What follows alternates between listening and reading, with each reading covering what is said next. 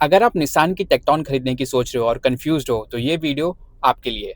Hi, I am Prashant, mechanical engineer by heart, और मैं आपको बताऊंगा कुछ ऐसे रीजंस जिसके कारण आपको टेक्टॉन डेफिनेटली खरीदनी चाहिए, और कुछ ऐसे भी रीजन जिसके कारण शायद आपको ये कार अभी अवॉइड करनी चाहिए, और मैं आपको एक क्लियर वर्डिक्ट भी दूंगा। और हाँ, मैंने आपके लिए टाटा नेक्सन, मारुति फ्रॉन्क्स और टाटा पंच जैसे कार के लिए भी वीडियोस बनाया है, उसका लिंक मैं डिस्क्रिप्शन में डाल दे रहा हूँ। और हर वीक आपके लिए मैं ऐसे ही इंटरेस्टिंग कंटेंट लेके आता हूँ, so do subscribe the channel and let's get started. और सबसे पहली रीजन जिसके कारण आपको निसान की टेक्टॉन डेफिनेटली बाय करनी चाहिए, वो है इसका रोड प्रेजेंस और डिजाइन स्टेटमेंट। अगर इस कार को आप सामने से देखते हैं ना, तो आपको काफी ज्यादा मस्कुलर डिजाइन मिलता है, काफी बोल्ड डिजाइन, और प्रॉपर एक एसयूवी का स्टैंड आपको मिलता है।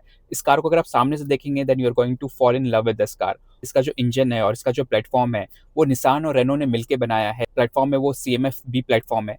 आपको जो इंजन है वो सेम रेनो डस्टर में भी सेम आ रही है, जो प्लेटफॉर्म है वो आपको रेनो डस्टर में भी सेम आ रही है, जो निसान टेक्टॉन में आ रही है। तो डिजाइन में तो निसान ने फोड़ दिया, आपको प्रॉपर एक ऑफ रोडर वाला डिजाइन मिलता है। अगर आप सामने से भी देखोगे तो आपको टेक्टॉन की बैचिंग मिलती है, आपको एलईडी कनेक्टेड डीआरएल्स मिल जाते हैं फ्रंट में भी। साइड से भी देखोगे तो 212 का आपको ग्राउंड क्लियरेंस मिल रहा है। तो अगर आप थोड़ा भी ऑफ रोडिंग के लिए कार खरीदने की सोच रहे हो, then this is going to be a right pick for you. साथ में 18 इंच के आपको एलॉय व्हील्स मिल जाते हैं, पैनोरामिक सनरूफ भी मिल जाता है। अगर आप पीछे से भी इस कार को जाके देखते हैं तो आपको कनेक्टेड टेल लैंप्स मिल जाएंगे पीछे की तरफ भी, और जो बूट स्पेस है वो भी आपको ऑलमोस्ट 518 लीटर का मिल जाता है, which is one of the best in the segment. अब इसकी प्राइस को भी देखते हैं तो ये ऑलमोस्ट 10.5 लाख एक्स शोरूम से स्टार्ट होकर ऑलमोस्ट 19 लाख एक्स शोरूम तक जा रही है। तो निसान टेक्टॉन ने अपने प्राइसिंग को भी काफी स्मार्ट रखा है, टिपिकल टिपिकल जापानीज। आप मुझे कमेंट में बताइए कि आपको निसान टेक्टॉन की डिजाइन कैसी लग रही है as compared to other cars in the market, जैसे Hyundai, क्रेटा, सेल्टॉस, कुशाग। आप कौन सा पिक करेंगे इन टर्म्स ऑफ डिजाइन? एक चीज यहाँ पे ये कार आपको डिसअपॉइंट करने वाली है कि इस कार में आपको 4 व्हील ड्राइव का ऑप्शन नहीं मिल रहा है, which is kind of really disappointing for me.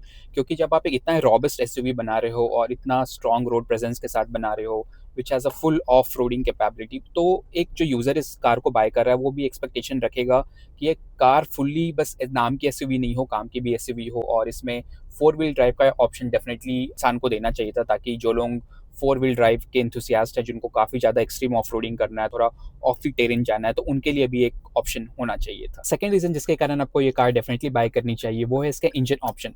अगर आप निसान टेक्टॉन को देखते हैं तो ये 2 इंजन ऑप्शन के साथ आ रही है, 1 लीटर टर्बो पेट्रोल और 1.3 लीटर टर्बो पेट्रोल। और मैं आपको रिकमेंड करूंगा कि आप 1.3 लीटर टर्बो पेट्रोल की तरफ जाइए, क्योंकि ये आपको 280 न्यूटन मीटर का टॉर्क निकाल के देती है, विच इज़ ह्यूमोंगस। मतलब अगर आप एक ऐसे यूज़र हो जिसको थोड़ा हाईवे में ओवरटेक्स करना है, थोड़ा एक बहुत ज़्यादा पंची और काफ़ी कॉकी राइड चाहिए, आपको बहुत प्ले अराउंड करना है अपने कार के साथ, एक स्पोर्टी राइड चाहिए, थोड़ा पिकअप चाहिए, तो ये आपको बहुत मज़ा आने वाला है चलाने में। हाँ, एग्री, थोड़ा बहुत लैग है आपका टर्बो रिस्पॉन्स में, बट एक हायर आरपीएम आपको कोई भी प्रॉब्लम नहीं नहीं होने वाला है। और क्योंकि ये वेट क्लास डीसीटी ऑप्शन के साथ आ रही है, साथ में पैडल शिफ्टर भी है, तो आप सिटी में भी अगर ड्राइव करते हैं तो आपको काफ़ी ज़्यादा स्मूथ एक्सपीरियंस मिलने वाला है। सेकंड निगेटिव इस कार का जो आपको थोड़ा बहुत डिसअपॉइंट करने वाला है, अगर आप एक ऐसे यूज़र है ना जो थोड़ा भी माइलेज कॉन्शियस है, तो ये कार आपको कहीं ना कहीं डिसअपॉइंट कर सकती है, क्योंकि ये कार ना तो डीजल ऑप्शन के साथ आ रही है, ना तो आपका स्ट्रॉन्ग हाइब्रिड ऑप्शन के साथ आ रही है।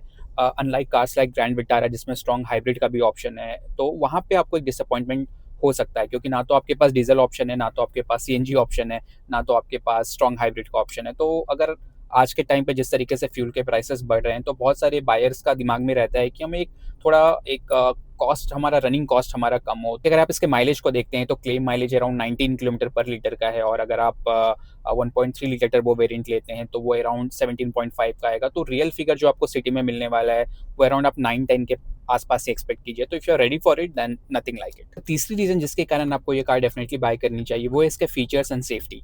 अगर आप इस कार के अंदर जाके बैठते हैं ना, तो आपको काफ़ी अच्छा कैबिन एक्सपीरियंस मिलने वाला है। अगर आप इसके इंस्ट्रूमेंट क्लस्टर को भी देखते हैं तो 10.25 इंच का आपको इंस्ट्रूमेंट क्लस्टर मिलता है, जिसमें आप इनफैक्ट गूगल मैप का नेविगेशन एंड ऑल आप इसके इंस्ट्रूमेंट क्लस्टर पे ही कर सकते हैं।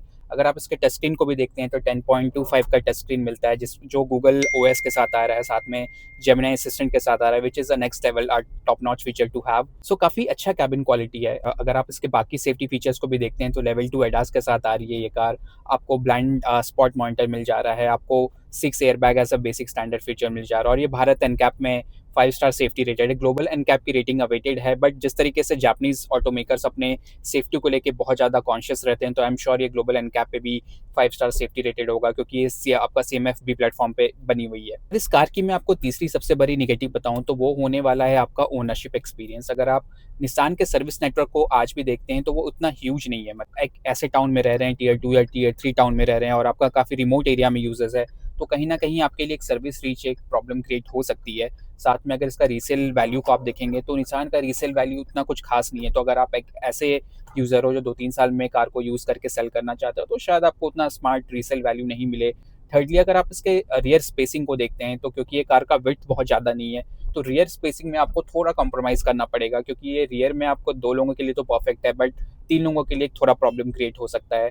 और अगर आप इसके इंटीरियर कैबिन क्वालिटी को देखेंगे तो of course it's top notch, but as compare to Seltos और क्रेटा और जो बाकी कॉम्पिटिटर्स हैं इसके रेंज में, तो उससे कहीं न कहीं थोड़ा-सा डिसअपॉइंटमेंट आपको हो सकता है। और बात करूँ मैं वर्डिक्ट की, कि अगर आपकी जगह मैं रहता तो क्या मैं ये कार खरीदता या नहीं खरीदता? आप इसकी प्राइसिंग को देखते हैं तो ये ऑलमोस्ट 10.5 लाख से स्टार्ट होके ऑलमोस्ट 19 लाख तक एक्स शोरूम जा रही है। That is lot to money to pay for.